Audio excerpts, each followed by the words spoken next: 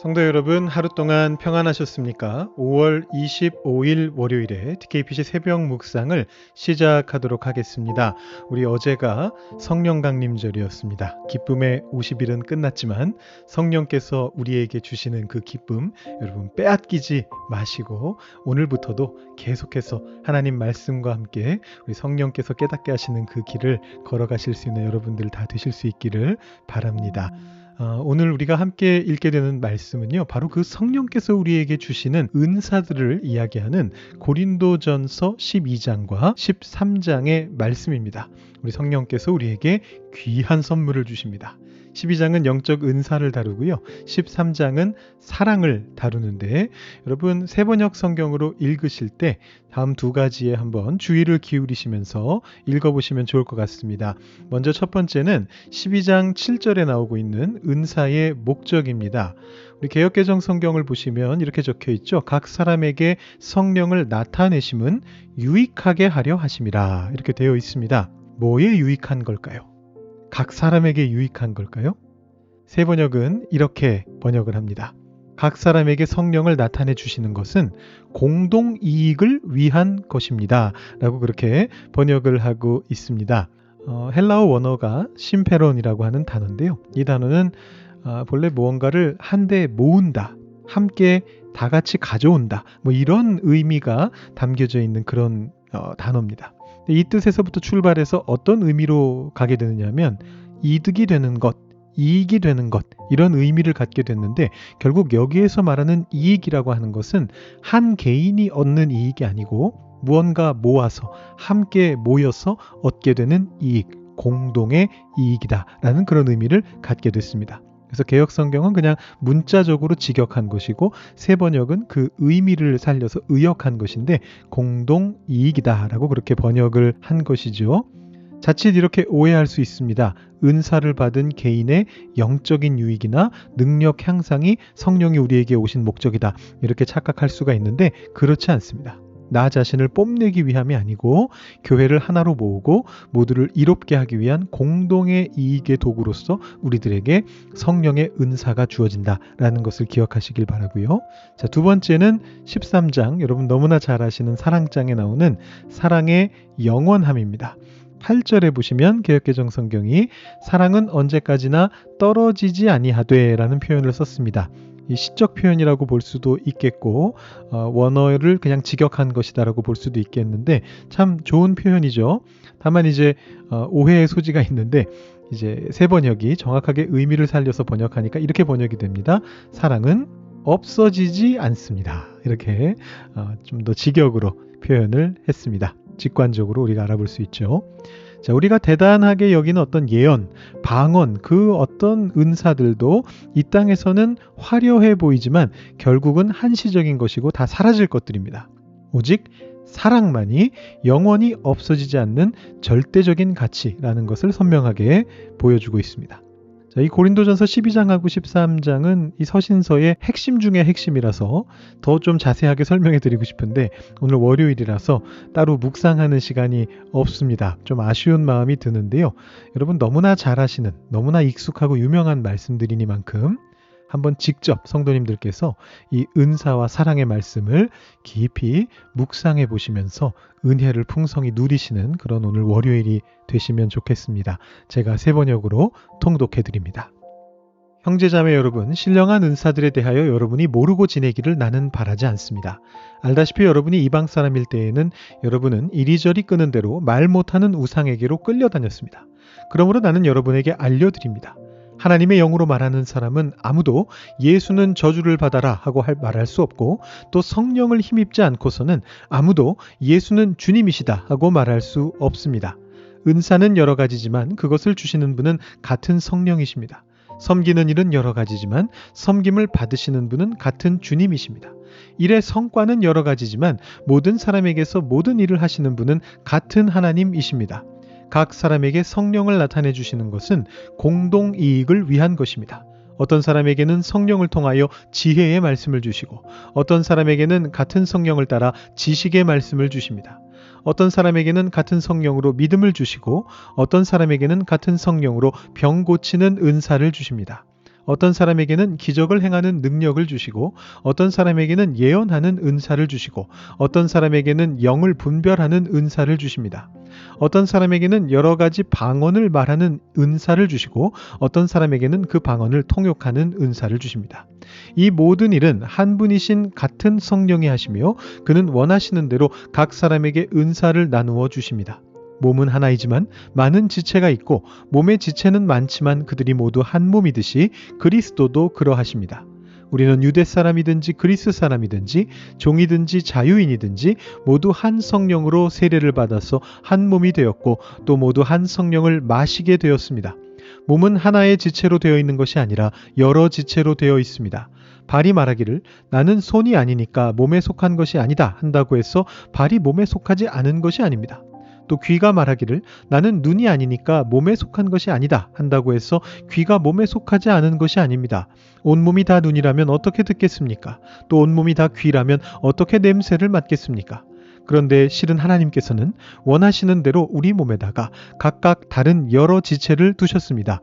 전체가 하나의 지체로 되어 있다고 하면 몸은 어디에 있습니까?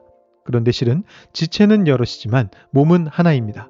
그러므로 눈이 손에게 말하기를 너는 내게 쓸 데가 없다 할 수가 없고 머리가 발에게 말하기를 너는 내게 쓸 데가 없다 할 수 없습니다. 그뿐만 아니라 몸의 지체 가운데서 비교적 더 약하게 보이는 지체들이 오히려 더 요긴합니다. 그리고 우리가 덜 명예스러운 것으로 여기는 지체들에게 더욱 풍성한 명예를 덧입히고 볼품없는 지체들을 더욱더 아름답게 꾸며줍니다. 그러나 아름다운 지체들은 그럴 필요가 없습니다. 하나님께서는 몸을 골고루 짜 맞추셔서 모자라는 지체에게 더 풍성한 명예를 주셨습니다. 그래서 몸에 분열이 생기지 않게 하시고 지체들이 서로 같이 걱정하게 하셨습니다. 한 지체가 고통을 당하면 모든 지체가 함께 고통을 당합니다. 한 지체가 영광을 받으면 모든 지체가 함께 기뻐합니다. 여러분은 그리스도의 몸이요 따로따로는 지체들입니다. 하나님께서 교회 안에 몇몇 일꾼을 세우셨습니다. 그들은 첫째는 사도요, 둘째는 예언자요, 셋째는 교사요, 다음은 기적을 행하는 사람이요, 다음은 병 고치는 은사를 받은 사람이요, 남을 도와주는 사람이요, 관리하는 사람이요, 여러 가지 방언으로 말하는 사람입니다. 그러니 모두가 사도이겠습니까? 모두가 예언자이겠습니까? 모두가 교사이겠습니까? 모두가 기적을 행하는 사람이겠습니까? 모두가 병 고치는 은사를 받은 사람이겠습니까? 모두가 방언으로 말하는 사람이겠습니까? 모두가 통역하는 사람이겠습니까? 그러나 여러분은 더 큰 은사를 열심히 구하십시오. 이제 내가 가장 좋은 길을 여러분에게 보여드리겠습니다. 내가 사람의 모든 말과 천사의 말을 할 수 있을지라도 내게 사랑이 없으면 울리는 징이나 요란한 꽹가리가 될 뿐입니다. 내가 예언하는 능력을 가지고 있을지라도 또 모든 비밀과 모든 지식을 가지고 있을지라도 또 산을 옮길 만한 모든 믿음을 가지고 있을지라도 사랑이 없으면 아무것도 아닙니다. 내가 내 모든 소유를 나누어 줄지라도 내가 자랑 삼아 내 몸을 넘겨줄지라도 사랑이 없으면 내게는 아무런 이로움이 없습니다. 사랑은 오래 참고 친절합니다. 사랑은 시기하지 않으며 뽐내지 않으며 교만하지 않습니다. 사랑은 무례하지 않으며 자기의 이익을 구하지 않으며 성을 내지 않으며 원한을 품지 않습니다. 사랑은 불의를 기뻐하지 않으며 진리와 함께 기뻐합니다. 사랑은 모든 것을 덮어주며 모든 것을 믿으며 모든 것을 바라며 모든 것을 견딥니다. 사랑은 없어지지 않습니다. 그러나 예언도 사라지고 방언도 그치고 지식도 사라집니다. 우리는 부분적으로 알고 부분적으로 예언합니다. 그러나 온전한 것이 올 때에는 부분적인 것은 사라집니다. 내가 어릴 때에는 말하는 것이 어린아이와 같고 깨닫는 것이 어린아이와 같고 생각하는 것이 어린아이와 같았습니다. 그러나 어른이 되어서는 어린아이의 일을 버렸습니다. 지금은 우리가 거울로 영상을 보듯이 희미하게 보지만은 그때에는 얼굴과 얼굴을 마주하여 볼 것입니다. 지금은 내가 부분밖에 알지 못하지만은 그때에는 하나님께서 나를 아신 것과 같이 내가 온전히 알게 될 것입니다. 그러므로 믿음, 소망, 사랑 이 세 가지는 항상 있을 것인데 그 가운데서 으뜸은 사랑입니다. 아멘. 오늘은 월요일이기 때문에요. 우리 주일 말씀 다시 한번 묵상하도록 하겠습니다. 로마서 14장 17절 말씀 한 절입니다. 개역개정 성경으로 제가 봉독해 드리겠습니다. 하나님의 나라는 먹는 것과 마시는 것이 아니요 오직 성령 안에 있는 의와 평강과 희락이라. 아멘. 결혼 준비하는 과정 속에서 스드메라던가 이런 것들을 비롯해서 남의 어떤 시선, 허례, 허식 이런 것들을 챙기느라고 정작 결혼식 당일에 영혼이 빠져나가 버리는 사색이 되어버린 신랑 신부를 종종 볼 때가 있습니다. 인생에서 가장 행복해야 할 그 잔칫날에 아주 복잡한 어떤 형식적인 것들, 잣대들 이런 것들이 도둑이 되어서 우리의 기쁨을 빼앗아가 버리는 그런 것들을 경험하게 되는 것이죠. 자, 우리의 신앙생활 안에서도 이 벅찬 기쁨을 빼앗아가는 무서운 도둑이 있습니다. 오늘 우리가 읽은 이 로마서 14장 17절을 보시면 한쪽 끝에 성령의 기쁨이 나옵니다. 성령이 주시는 의와 평강과 희락, 그 기쁨이 바로 우리가 하나님 나라에서 받게 되는, 이 땅 위에서 갖게 되는 하나님 나라의 기쁨이다. 이렇게 이야기를 해요. 그러면서 그 기쁨의 대척점에다가 무엇을 두느냐 하면 먹는 것과 마시는 것을 두고 있습니다. 자, 이 구절을 딱 떼어놓고 보면 마치 세상에서 맛있게 먹고 즐기는 그 육신적인 쾌락을 멀리해야 된다라는 금욕주의처럼 들려집니다. 어제 말씀을 통해서 제가 길게 설명을 드렸는데 이제는 그게 아니라는 걸 아시죠? 이 편지가 쓰여질 당시에 이 로마 교회의 진짜 갈등은 쾌락의 문제가 아니었습니다.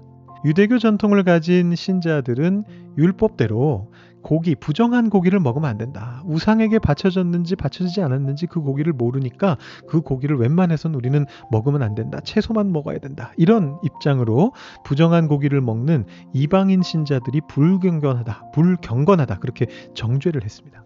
반대로 이방인 신자들은 어떻게 했죠? 아직도 율법 타령을 하냐? 그리스도의 은혜가 아직 풍성하게 우리에게 임하고 있는데 그러면서 오히려 그들을 업신여기고 정죄했습니다.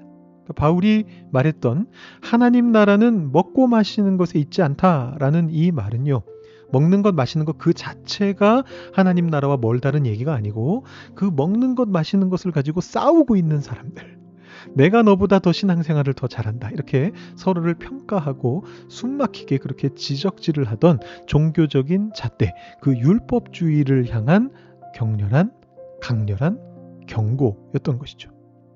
이 기쁨을 훔쳐가는 도둑의 진짜 정체가 바로 이것이었던 겁니다.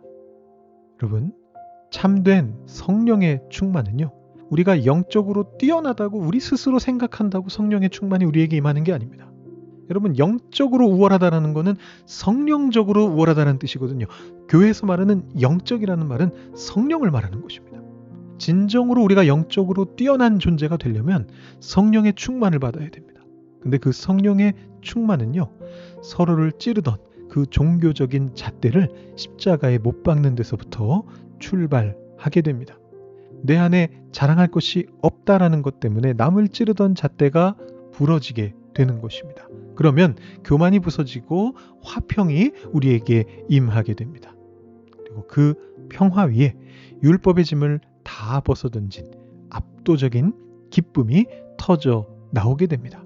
성령이 우리에게 주시는 의와 평강과 기쁨이 바로 이것입니다. 성도 여러분, 진정한 성령 충만을 누리실 수 있기를 바랍니다. 성령 강림절을 지나면서 이 성령에 충만해지는 여러분들이 되실 수 있기를 바랍니다. 서로를 향했던 어떤 정죄의 칼날이 있다면 거두고 우리 용납의 식탁에 마주 앉는 것입니다. 서로를 기뻐해주고 함께하는 것입니다. 이것을 통해서 우리의 그 성령의 기쁨이 도둑질 당하지 않고 지난 6주 동안 우리가 함께 배웠던 그 기쁨의 본질들이 여러분의 삶에 굳게 뿌리 내려서 율법주의를 영원히 벗어 던지시는 성령 안에서 하나님 나라의 자유를 마음껏 누리시는 여러분들 되실 수 있기를 축원합니다. 자, 나눔 질문, 지금 우리가 함께 기도하고 있는 시간들 때문에 나눔 질문은 이렇게 앞에 보여만 드리겠습니다. 여러분들께서 혹시 이 나눔 질문으로 생각하고 싶으시다면 잠깐 화면을 멈춰 두시면 좋을 것 같고요. 우리 함께 기도하는 시간 가지도록 하겠습니다.